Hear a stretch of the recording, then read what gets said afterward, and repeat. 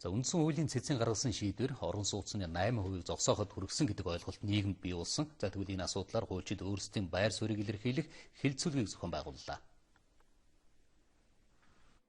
Хууль зүйн үндэсний төв Монголын хуульчдын холбоотой хамтран үндсэн хуулийн цэцэн гаргасан шийдвэр орон сууцны 8% зээлийг зогсоох эргэцэн үр дагавартай байсан уу үгүй юу гэсэн сэдвээр хэлэлцүүлэг өрнүүллээ. Өмчлөгч илүү эрх мэдэлтэй байх ёстой. Тэгэхээр ипотекийн зүйл дээр бол яг үндсэн хуулинд байгаа бидний өмчлөгч бидний эрх ашиг нь бол илүү байх ёстой юм. Зээл олгож байгаа банк бол энд талуудын тэгшэрхийн зарчимд алдагдаад банкнд бол илүү боломж олгоод өмчлөгч өөрөө давхар барьцаалгач байдаг юм уу, өмчлөгч өөрөө өмчөө мэдэж бусдад худалдах энэ байдал нь бол алдагдсан байна гэсэн дүгнэлт болохоос 8% зээл олгож байгаа асуудалтай энэ бол өөрөө ямар ч уялдаа холбоо байхгүй. Үндсэн хуулийн цэцэн шийдвэр гаргагч арилжааны банкуд 8% зээлээ зогсоосон.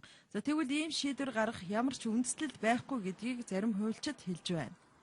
Өөрөө тухайн урьдчилгаагаа төлсөн, сар болгон төлж исэн 20 жилийн хугацаанд төлөх ёстой байсан байраа магадгүй 10 жил төлсөн 50%-ийг нь төлбөрийн төлсөн иргэн байж болж. Тэр хүн яагаад бусдад шилжиж болохгүй гэж? Яагаад заавал банкны зөвшөөрөл авах ёстой? Банк тэр барьцаанд байгаа байраа алдахгүй шүү дээ. Банкнд ямар ч эрсдэл байхгүй. Нийгэмд хүлээлт үүсгэж байгаа энэ асуудал манад мөрдөгдөж байгаа хууль эрх зүйн орчин ямар байгааг харуулж байна. Үндсэн хуулийн цэцэн шийдвэрээр хүчингүй болсон иргэний хууль болон үйл хөдлөх хөрөнгийн барьцааны тухай хуулийн зарим заалтыг сэргээх хуулийн төслийг улсын их хурлын гишүүд боловсруулж удахгүй өргөн барихаар зөхиж байна. Хууль эрх зүйн орчин бүрдвэл 8% хүүтэй зээл 5% шилжих боломжтой гэсэн хувилбарч хүчтэй яригдж байна.